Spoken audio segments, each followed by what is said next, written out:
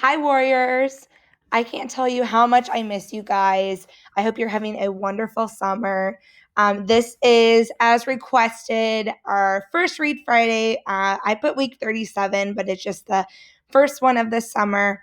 I know that it is a time for rest and a time for freedom, but don't forget to keep reading, whatever it is. Just something a little bit every day or a little bit every week is definitely going to pay off for you. So I have a couple books I'm going to share with you. My goal is to try and do this every week in the summer, but as you know, time gets away from me, so I will do my best. I would come on video cam with you guys, but I just got back from going to the pool, so my hair is a mess, and I'd rather focus on the books anyway. So, how my summer reading is going. So, I just finished Tiffany Sly Lives Here Now. If you follow me on Instagram, I posted it and I posted a little bit about my review on it. I would give it a 4.5 out of 5 stars. I really liked it, which was actually surprising because I don't typically like a lot of realistic fiction. I guess I don't know. I guess I like something where like a lot of like big stuff is happening, but it was really good. It's about this girl. Her name's Tiffany Sly. Her mom has just died of cancer, and her mom tells her who her dad is for the first time before she dies. And her mom has organized for her to go live with her dad when she passes. So she's going to meet this guy that's supposedly her dad. This other guy comes into her life right as her mom has passed and says he's her dad. So she's kind of torn. She doesn't tell Anthony Stone, the guy her mom says is her dad. And she goes to meet with him and his family. He's got four daughters, a new wife. And Tiffany is just really overwhelmed. He's this rich doctor. They live in California. He lives in a mansion. They are Jehovah Witnesses. And so it's just her trying to acclimate into a new family that she has no similarities to. And so I thought it was a good book. It was really fast, which I love. I love when a book moves really quickly so I don't have to feel like it's going slow at all. So I would definitely check out Tiffany Sly Lives Here Now. Right now, I'm also reading These Witches Don't Burn, and I'm reading it via audiobook because it is a longer book. Audiobook is about 10 hours long.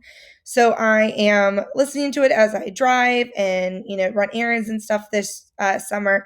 I'm about halfway through with the book. I like it. I do feel like it goes pretty quickly, which is nice. I do think that it is a little different than what I'm used to. I was really excited because I love this idea of like witches and like watching movies and reading about it. And there's a little LGBTQ in there, which is, something to read about. And so I just thought it was a different, unique read. But I like it so far. So if you want to try out a new series, definitely look into These Witches Don't Burn. I'll let you know what I think when I finish reading the book. So here are some books that I think that you should check out this summer, just some books that you could possibly add to your to reads list. But here we go.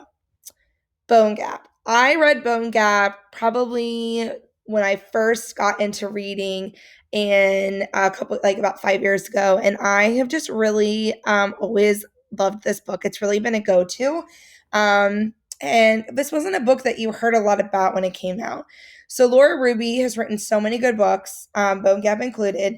And I have the book trailer, which I'll show you, but it's pretty much about this boy named Finn. And he lives with his brother because their parents abandoned them.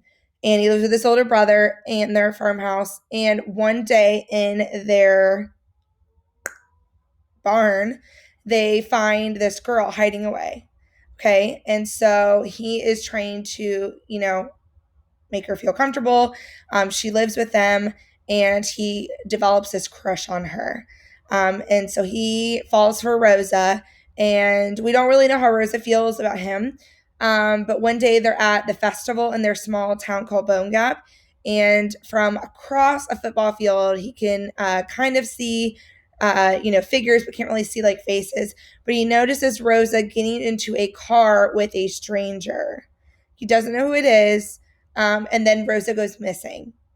And I like this book because it goes back and forth between perspectives of Finn and Rosa. So we see Rosa waking up in this house that she has no idea where she's at, and who took her. We get to see Finn's perspective, and it just goes back and forth. It's a little different. There is a little sci-fi in there. I never really thought, it really surprised me when I read it. But definitely check it out. Bone Gap's a good read. It's a quick read. It's a little bit of a love story. And of course, I have a book trailer from YouTube. I did not make this.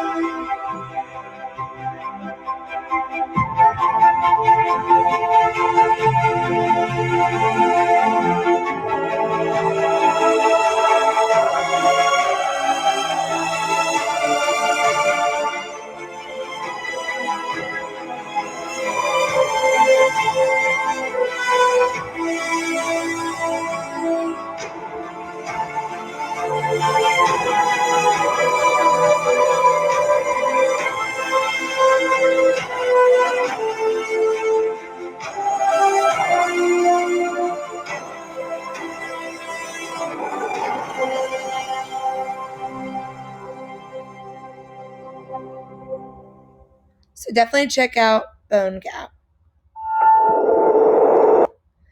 And so these are some books that I haven't read, but are some books that I have added to my to-read list.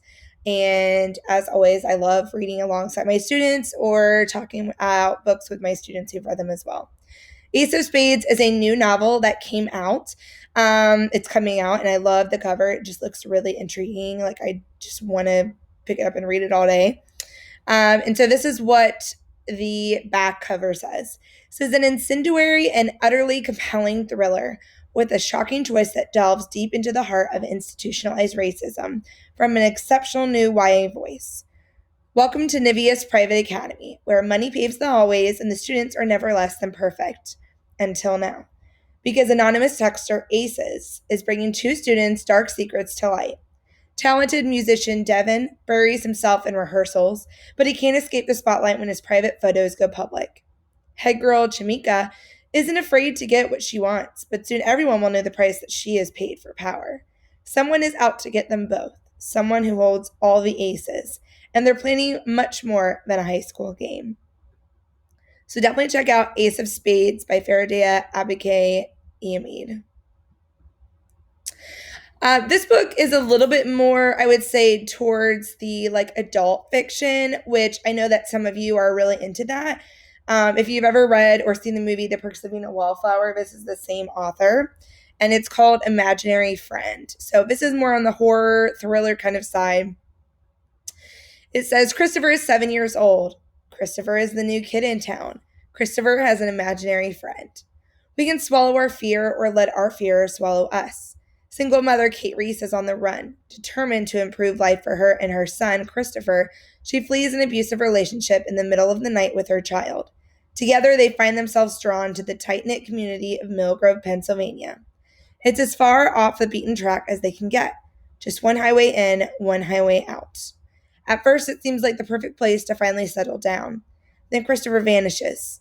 For 6 long days, no one can find him, until Christopher emerges from the woods at the edge of town, unharmed but not unchanged.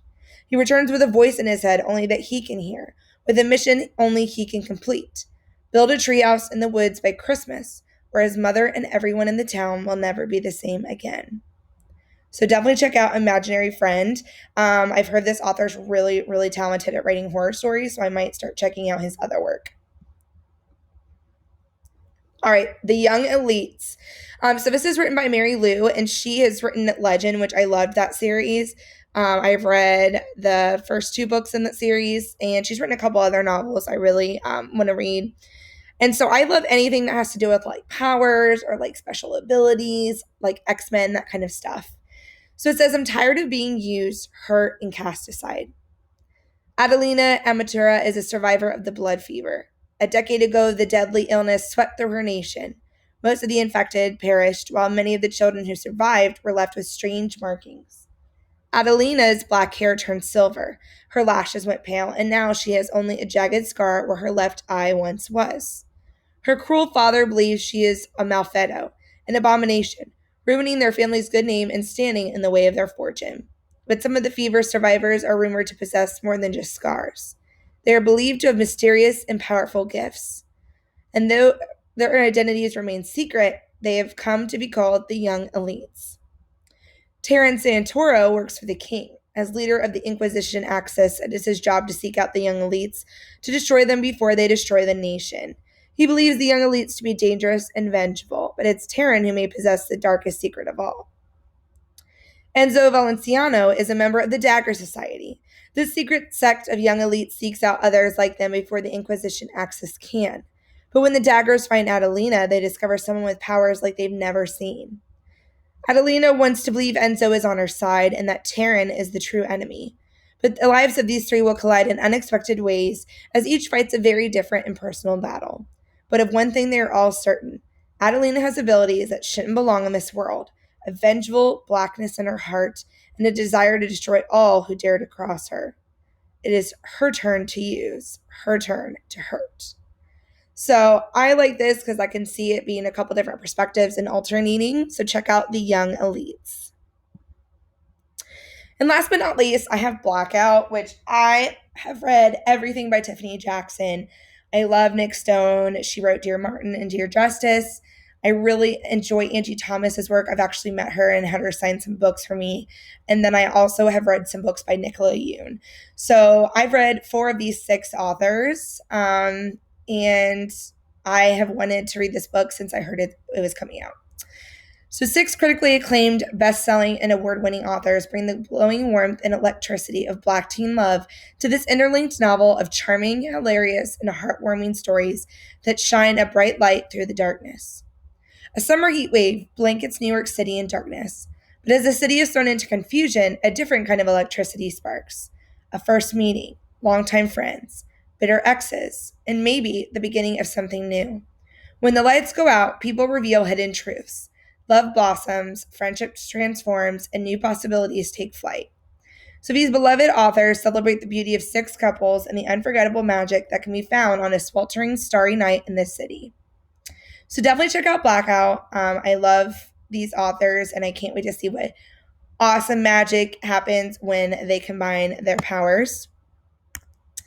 And then, as always, a good way to look into what new books are coming out. Something that I do when I'm trying to look for new novels to check out is I love Epic Reads. Now, Epic Reads does contain some curse words, and it'll have some interesting language sometimes. But Epic Reads is a really cool website that I can check out. I love that they have just like lists, like most anticipated June reads and 21 YA books spotlighting interracial love. So you can kind of pinpoint different interests that you might have. And so I'm going to check out this list for sure because I want to see the new books that are coming out. So these are books that won't be out until June, like Blackout. And so the nice thing is it has here the little book excerpts, and it also tells you when it's going to go on sale, as well as it also tells you, some other things about it. So check out these Epic Reads. Check out any of the books that I talked about, and I can't wait to see what you guys read. Have a great day, and have a wonderful summer.